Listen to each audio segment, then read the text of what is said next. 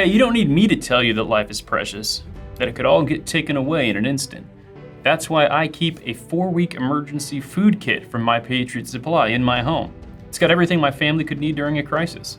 With over 2,000 calories a day, there's enough to go around during times of social unrest, government crackdowns, or God forbid, an attack on the homeland. You know, the Chinese?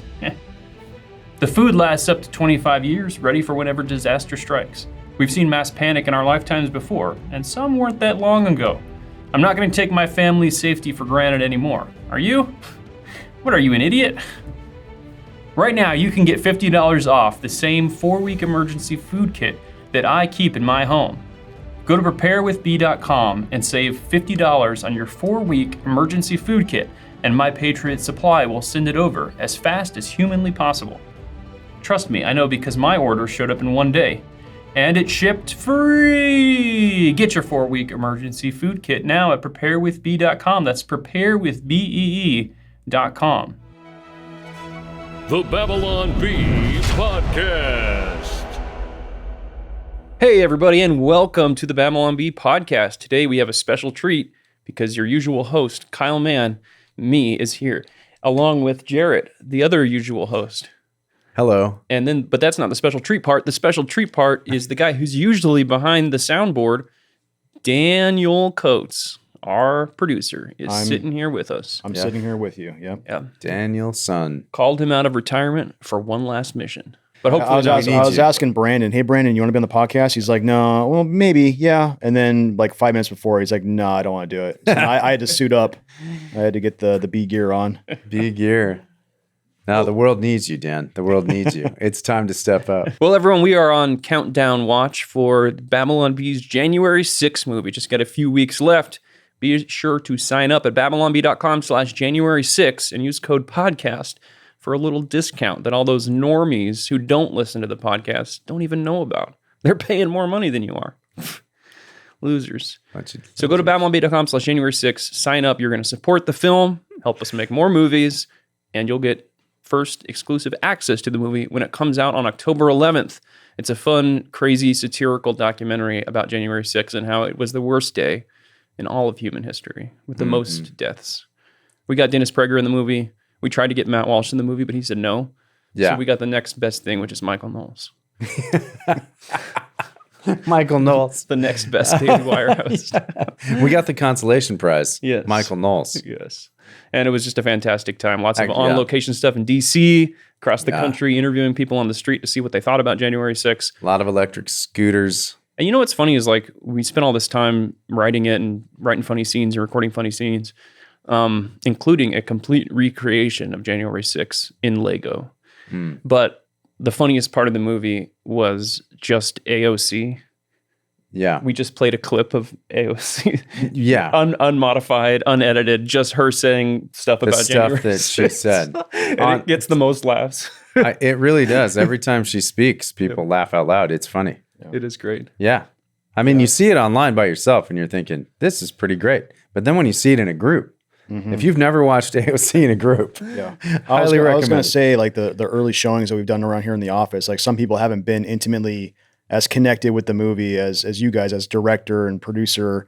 So like when other people get to kind of get a peek in, it's like, dude, this is hilarious. Like it's just like it's like a joke a second. It's like all these visual gags. It's fantastic. It is funny how much you get close to it and then you get numb to it. Yeah. And we'll have some insane thing and I'm just staring at it like that should cut a second earlier.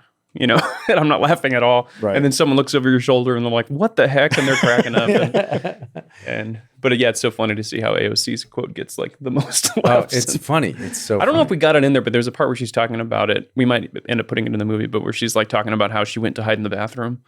Have you seen that? Oh, no. She's like, I heard bang, bang, bang. So I went into the back of the office and I could have gone into the closet or the bathroom. And then I went into the closet instead of the bathroom. And then I realized I made a mistake and I should have gone into the bathroom. And it's like, that's the extent of her. Yeah. This is really Just scary. like watching her mind. Yeah, and then she strangled herself because she tried to tie her shoes. Yeah. It was just a She's big so mess. dumb. Yeah. Because she's so stupid. Yeah, she's an external processor for sure. I wonder what her Myers-Briggs personality type is. D-U-M-B. You write for the Babylon Bee, don't Sure you? do. Didn't it come out later that she wasn't even in the Capitol building? She was in the Cannon building, which is like a block away. But like when she was talking about it immediately afterwards, right. she was like, "I almost died." Yeah. I mean, but but it it's turns out not- she wasn't even in that building. Right. But it's not an insignificant like distance. It's a pretty good distance. Yeah, Like, it's a ways away. yeah, it's a way. There's buildings between there and the Capitol. Like there's, she was really safe.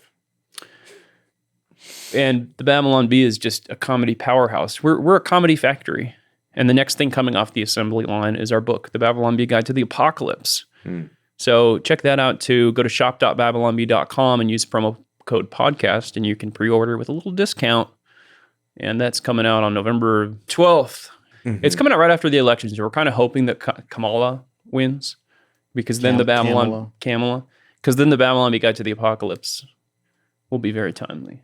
I think it seems like it could be timely even if Trump wins. Well, that's the other thing. If Trump yeah. wins, the left is going to be burning down the country. Right. And so our book will still be timely. Yeah, so if Kamala wins, honestly, crickets to be, if Trump wins, it's going to be mayhem. So it's going to be Gotham City, Yeah. It's a great time to be in news satire. No matter which way the country goes, it's like it's going to be prime for jokes, and Oh yeah. we'll be laughing as everything burns down. Yeah, we'll just be encouraging all the rebels in the rebellion. Yeah. All right, everybody, stick around for the whole podcast here, because we're going to be talking about Trump almost getting assassinated again. What? The sequel. But first, You used to be good. Adam Ford. I really miss Adam Ford. all right, let's figure out what article this hate mail belongs to. Okay. Here's one from Inverse Marcus. The Onion is the pros. You are Little League. Is they really? Is the pros. This one is from The Art of Purpose. He just has an image on his tweet that just says "block the Babylon Bee." So I'm guessing he clicked that right before he sent that message. Okay. Block at. This one's from John Her, not John Him. Keep looking for a punchline. I would suggest using irony to begin with. Keep it up. You will get there someday. Comedy is hard. That's not hate mail. He's just giving us advice. Yeah, to help it's us out. good advice. Yeah. All right, here's Jonah of Art Groiper. You Jews are filth. Can we even say that? That's awful. Okay. So now we have to guess what I have article. no idea. There's some really dirty people out there. I have no idea what this one could be about. September 14th, September 15th. That was a Christmas. So it's recent. It's It's in a the last recent weekend. article. Friday. So it's the Jews. Is it something to do Something with to the do with Jews? Jews. Probably something about the Pope, maybe. Oh, Or maybe. the one about Mary again. I know this. All right, let's see what it is. Yeah, it was the Pope. Right. Pope challenges Jesus to debate on whether all religions lead to God. Oh, this came right after the Pope. He was at some interfaith dialogue thing, and he basically made it sound like, well, all religions are a path to God. They're all like different languages, and you're like, wait a minute. Everybody kind of on their journey to God. Right. A very vague statement. Yeah, his quote is, every religion is a way to arrive at God. There are different languages to arrive at God, but God is God for all. But my God is more important than your God. Is that true?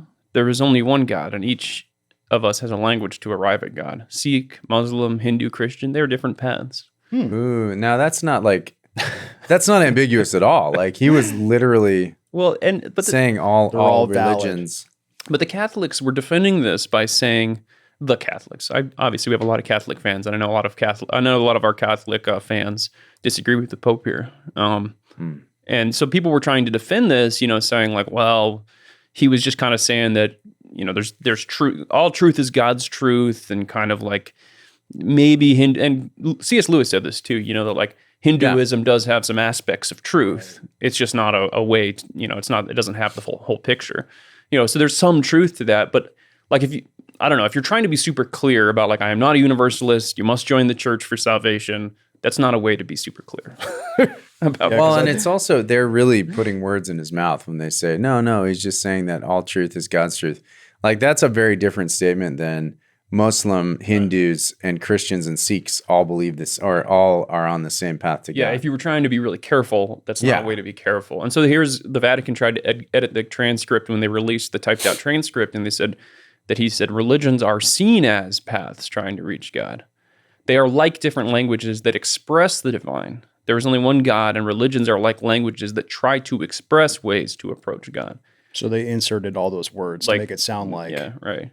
I feel like Isn't that lying?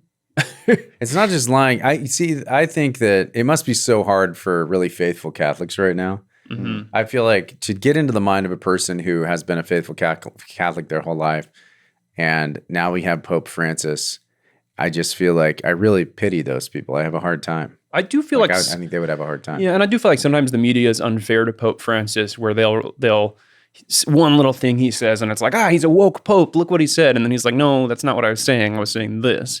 At the same time, if you're the head of the church and they believe he's the vicar of Christ, it's like, be a little more careful with like the way you express it. Be a little more clear. There's also translation issues because he's speaking in Italy language, whatever they speak over there. Yeah, Italy language. And it's actually like some of the Sikh, the Muslim, and the Hindu. So sometimes when it gets translated and reported in American media, it's been mistranslated, and you're like, the Pope said that everybody goes to heaven. It's like, no, that's not what I said. I have seen some academic Catholics. I don't know if that represents all Catholics, but I have seen some of them kind of argue because they believe in purgatory that if you're good and let's say you're an atheist or a Protestant or a Sikh or a Muslim, that there is still like a gray some way area, you can be saved ultimately. In purgatory. And you have to go through purgatory and all that. But maybe that's why they have a little more wiggle room. Whereas for Protestants, it's kind of like, no, you're either in Christ or you're not. Yeah. I don't know. Yeah, they can work it off. They can work it off. All right, if you're Catholic, send us an email. Let us know what your take on this is. podcast@babylonb.com. Yeah, we like you. Please explain it. Hey, we Protestants got our issues too. We got it. So let's be honest. We do. We got some big today issues. we're making fun of the Pope. So What's in the news this week? Yeah. All right, let's now talk about Trump assassination attempt number 2, Electric Boogaloo. So Ryan Ruth, 58, tried to shoot at Trump with a scoped AK-style rifle while Trump was golfing on his course in West Palm Beach, Florida. He was arrested Sunday afternoon after authorities spotted a firearm poking out of a bush through a chain-link fence on the West Palm Beach golf course where Trump was playing. So this is wild.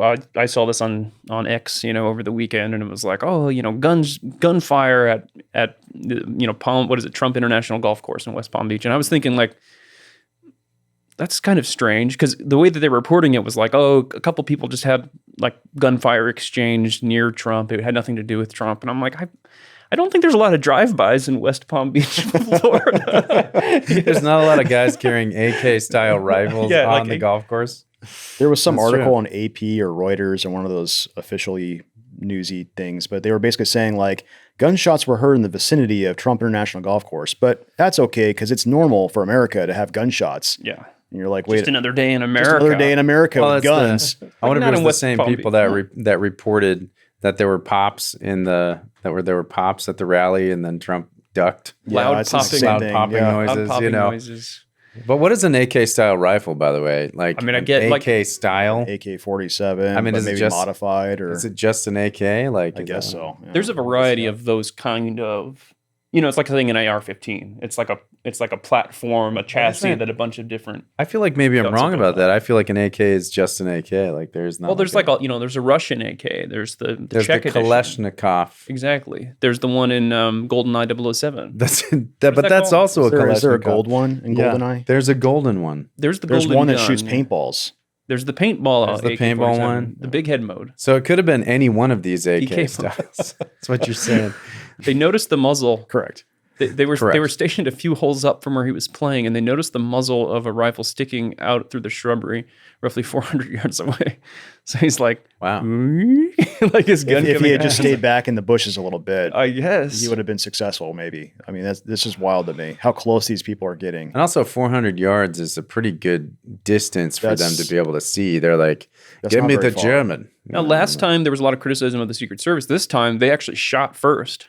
Yeah. because last time they had a beat on the guy and let him get super close, crawling up with a rifle. Yeah. So maybe they learned their lesson. An agent fired, and Ruth dropped the rifle and fled in an SUV. And he left the firearm behind along with backpacks, an aiming scope, and a GoPro camera.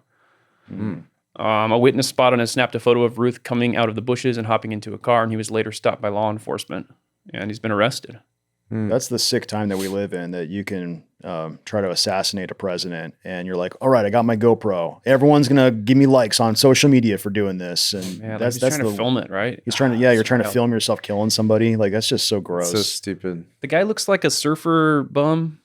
He seems zen about it. Like he's chilling in the back of that squad car and he just looks like he's happy about it. He kind of looks like East Coast aristocracy to me. He does look zen. But he kind of looks like you would see him in Connecticut, maybe Fairfield. Surprise, surprise. Seems like he's a Democrat, according to all the social media that's already been scrubbed. Mm-hmm. Right. He's donated to Act Blue a bunch of times. And he was big on the Ukraine movement. He was big on the war in Ukraine. So fund Ukraine? Well, there was something weird on his social media where he was like trying to post. He was posing as somebody who was actively fighting in Ukraine as like a volunteer guy, trying to recruit other people to either move from Afghanistan to help him fight in Ukraine. But then there was other accounts that were like saying, he has nothing to do with us, don't. Yeah. So I don't know if he was just a poser or if he was actually doing that. Cosplaying it, yeah. So he tweeted, weird. Your campaign should be called something like KADAF. This is to Biden. Keep America democratic and free. Trump should be Massa. Make Americans slaves again. Master. Wouldn't that be Massam? Democracy is on the ballot and we cannot lose. We cannot afford to fail. The world is counting on us to show the way. So that's like language that's lifted directly from Kamala or Joe Biden. Yeah, life or death. Joy Behar. He's going to be a dictator on day one. We got to stop him. That kind of stuff. We got to stop the View. Yeah, like they've been saying. He donated to Act Blue 19 times. He was a Bernie supporter, anti-Israel, pro-Palestine, Black Lives Matter, Taiwanese sovereignty, pro-Ukraine. Posed as a volunteer fighter in Ukraine, trying to recruit other people from Afghan there. And other people were disassociating with him early. So this is a liberal that's saying, warning about Ryan Ruth. He's not associated with the International Legion or Ukrainian Armed Forces at all. He is not a Legion recruiter. He's misrepresenting himself and lying to people. So it seems like he was a little bit of a nut job. Yeah, so they kind of recognized this early. They had been putting out the feelers. It's like a guy at church. We used to get those kind of notices. There'd be somebody that would come in that would be really weird. And we'd know it, and he'd kind of ask for money from certain people. And then we would send it out to all the pastors. We'd have a picture of him and be like, look out for this guy. Yeah. Same kind of thing. It's almost like somebody who would shoot at a president might not be all there. Might not be all, yeah. Might be missing a few screws. Yeah. Well, and of course, the liberal media immediately came out and treated Trump like the victim that he is. They all rallied around him, but not actually. They all, of course, blamed Trump for his heated rhetoric. Yeah. Lester Holt blamed Trump and Vance for heated rhetoric. Today's apparent assassination attempt comes amid increasingly fierce rhetoric on the campaign trail. Mr. Trump, his running mate, J.D. Vance, continue to make baseless claims about Haitian immigrants in Springfield, Ohio. And this weekend, there were new bomb threats in that town. Oh, yeah, so it's all his fault. He immediately jumped off of the Trump thing, too. He went down to the Ohio thing. That's so crazy. Lots of horribly ghoulish tweets on Twitter. People, mocking it, of course, and saying Trump was asking for it. It's all this victim shaming. It's really interesting that they're like, he really kind of deserves it.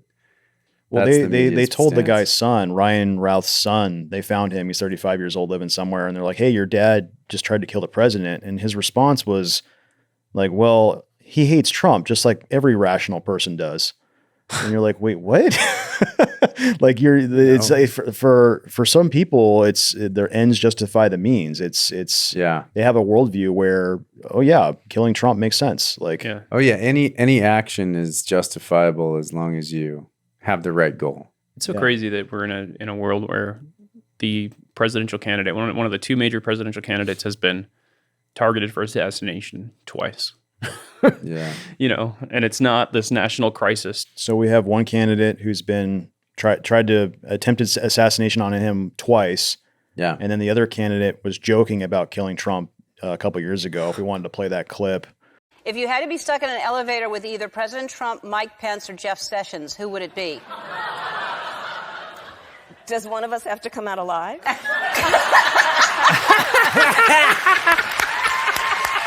Oh, and Ellen's clapping. It's like, murder's fun. Oh my gosh. So that's the two we have to pick from, you know. That's crazy. It's wild that, I was talking to the other Babylon Bee editors, and we're like talking about jokes we can repost and I'm like, we can repost all the old Trump assassination jokes. And I'm like, this is so weird. Like I never it's like they're evergreen. Like we posted the jokes about the first assassination, and it's like, we get to post them again now. Yeah. Like that's not something you ever expect. It's like once a month now. The weekly assassination attempt. Yeah, Repost. I get about 12 a year. Yeah, Trump's been assassinated, or is he has been attempted to be assassinated, or as he calls it, Tuesday. Hey guys, if you listen to the podcast, you know that I'm a nerd, and you know that as a nerd, I like to play board games. I've got hundreds of board games. Monopoly. Actually, I don't own Monopoly. I only own good games, and I'm here to tell you about a good one. Deliverance. Deliverance is the highest rated Christian board game ever made. You're like, Christian board game? What? Is this like some Bible trivia thing where you're quizzing people on who was David's fourth generation nephew that was attacked by the Philistines in 1400 BC? No. This is good and fun. The whole thing is that you and 4 friends are going to take on the role of an elite angel in heaven's army, and you vanquish demons in tactical combat while delivering saints from oppression. It's a Christian game, unashamedly Christian, but it's fun, tactical combat, and it's not preachy. And guess what? It's actually a real challenge. You think it's going to be easy just because it's some Christian game and you're playing as the good guys? Think again. It's an interesting game, great mechanics, it's innovative, and it comes without all the problems of getting people to play without having to force them to play. They're actually going to want to play. Spiritual warfare is a serious topic, and Deliverance takes it seriously and does well to respect the lore of the Bible. The game is really fun, and it's actually a pretty cool conversation starter. There's like some scripture references on the cards as you're playing, and it's a good time. If you're a board gamer or you want to get a truly unique gift for that gamer in your life, I want you to visit playdeliverance.com and join them for their upcoming Kickstarter campaign now. You're not going to regret it. Fantastic game. They didn't have to pay me to say this, but they do. Idiots. I would have done it for free. Banger of the week. Woman who made career singing about her bad choices endorses Kamala. And of course, it's a picture of Taylor J. Swift. Taylor Jonathan Swift. Taylor Jonathan Swift singing with her bedazzled microphone. So we talked about this a little bit last week, and the response from Elon, where he said, or where she signed her post, something about like childless cat lady. Yeah. And so then he's like, fine, Taylor, you win. I will give you a child. So I think we have some more this week of more developments this week. So last week was Elon Musk replying to Taylor. This week we have Trump himself, because he can't let it go that she endorsed somebody else. This is like the rally thing where like at the debate, he's like, I want to back up for a moment and go back to the rallies. Actually, the numbers. So Donald Trump truthed it, and he said, I hate Taylor Swift. Full caps. Oh, That's the rhetoric they're talking about. This is my favorite thing about our current timeline. Stephen King tweeted a haiku about how much he likes Taylor Swift. I love Taylor Swift. Her music makes me happy. End of story. End of story. End It is of a haiku. story. 4. I love Taylor. It's not a correct haiku. Oh, it ends with Her 4 music syllables. makes me happy. It's 754. It should, or it's 574. It should be 574. 575. And Elon Musk replied and said, "Hey, what are your favorite Taylor Swift songs?" And Stephen has not replied. Oh my goodness. Well, I like that one about never getting back together. That's a good one. This is just wonderful. Bum of the week. Yay. Delilah regrets asking Samson where he gets his strength after he launches into 5-hour lecture on the carnivore diet. You know this what? one. This is a good. I think that's actually a good headline. And I remember in the chats what was going on when we were arguing about the carnivore diet. The carnivore diet was getting argued about by some of the writers. And there are a couple of people on our staff that are big time carnivore people. And Like granted, cult-like. like to the point where, they're worshiping at the carnivore altar for sure. Mm-hmm.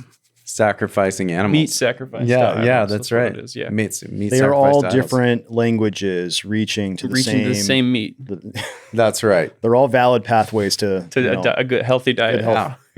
But I mean, that's the other side of that is that the guy that's on that has gotten really great results. Oh, like yeah, honestly, yeah. it's been super And great. none of us are against the carnivore diet or like No. the general idea that we need to eat more protein and red meat Yeah. compared with, conventional FDA wisdom.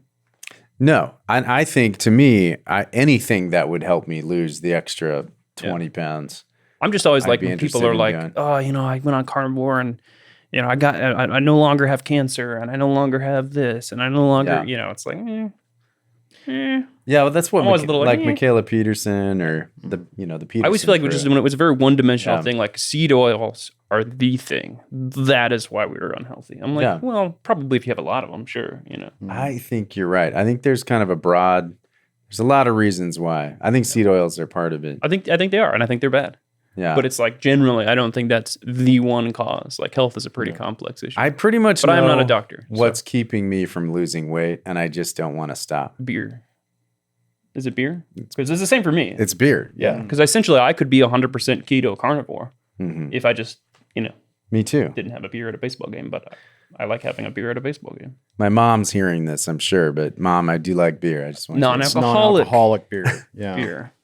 Still has carbs. I think it's kind of common sense, no matter what diet you pick, that if you have like less milkshakes and less cookies Yeah. and less bread, you're probably going to do better than if you have all those things. Right. It's not even like pure carnivore. Like I only eat red meat. It's just maybe don't have the milkshake, and that's probably you're probably pretty good. I got this friend, and he is in the best shape. Like he's been on the cover of Men's Health magazine like 14 times. And he's ripped. Like you wouldn't believe it if you saw him. You'd just be like, oh my gosh. And I was like, hey, how do I lose weight? I asked him again. I think I ask him about once every 3 years. And he said that I asked him today. And he was like, he goes, I don't know, man. Just, go to the gym and stop picking up the fork.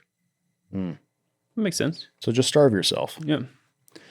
That's it. He counts his calories in weekly as a week though too. But He with the doesn't seed do it oils in a thing, day. to me, it's like, yes, seed oils are bad. Yes, you shouldn't have as many of them as you do.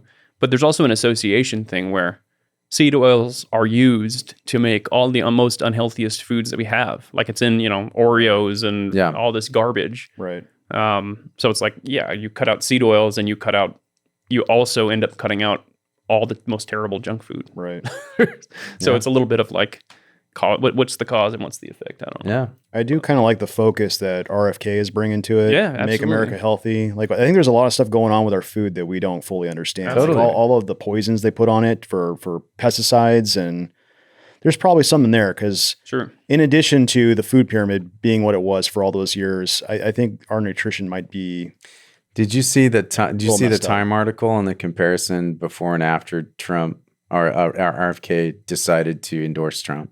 The comparison of So there was an article about how highly processed food is the thing that's killing you. This was like a year ago. Oh, I did see this. Yeah. And then RFK comes out and he supports, and he's all about like Right. like unprocessed food. So then they come out. Time has another article in the last week that was like, maybe highly processed foods aren't as bad for you as we thought. Yeah, here's why it's a conspiracy theory. So they're trying to discredit RFK Jr. He's now a conspiracy theorist. they are really the enemy of the people. It is true. Michael Malice. They are the enemy of the They people. are the enemy of the people. They don't care. They don't care if you die. There's just like it's just whatever political point they can Well, and make. it used to be such a leftist idea to be healthy and crunchy and eat organic. And now it seems like it's no longer just on the left. But you know who's not the enemy of the people? The Babylon Bee. That's why you need to become a subscriber. BabylonBee.com/January6 and use code podcast, and you'll get to watch our movie that makes fun of the mainstream media. And no seed oils were used in the making of our film. So become a premium subscriber for the movie releasing on October 11th. And also go to shop.babylonbee.com or Amazon and pre-order our new book, The Babylon Bee Guide to the Apocalypse. If you become a subscriber, you'll get to join us for the rest of the podcast, where we got some spicy hate mail, and we're going to read some subscriber-submitted headlines. And Jarrett is going to reveal a secret about himself that he's never told anyone before. You better stay tuned.